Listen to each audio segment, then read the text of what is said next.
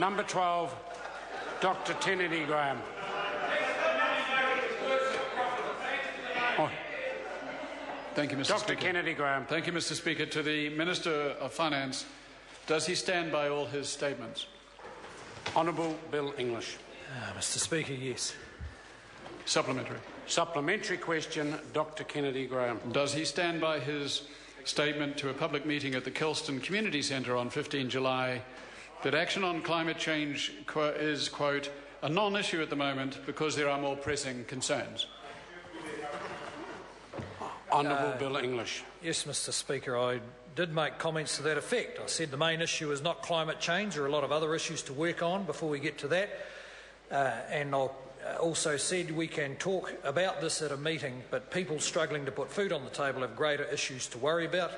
The problem with the Greens is they don't see success when it's staring them in the face. Low carbon prices, shift to fuel-efficient technologies and less use of cars. Supplementary. Supplementary question, Dr. Kennedy Graham. And does he stand by his statement of the same day at the same meeting that there is, quote, a debate about the evidence on climate change, such as sea level rise, despite overwhelming scientific agreement that it is a fact? Honourable Bill English.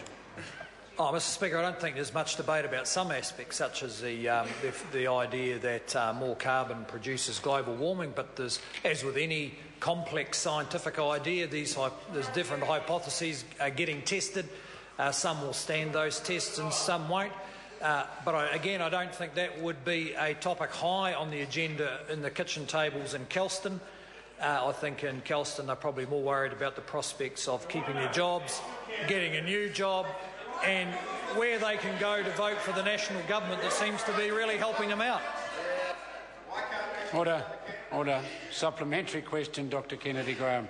Does he understand that climate change means more extreme weather events like the floods and more droughts as those of 2013, which cost New Zealand's economy more than $2 billion? Honourable Bill English.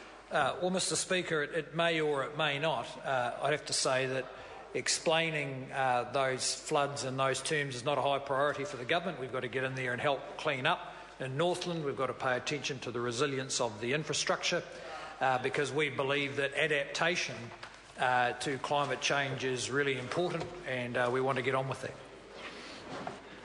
That concludes questions for oral answer. I have received a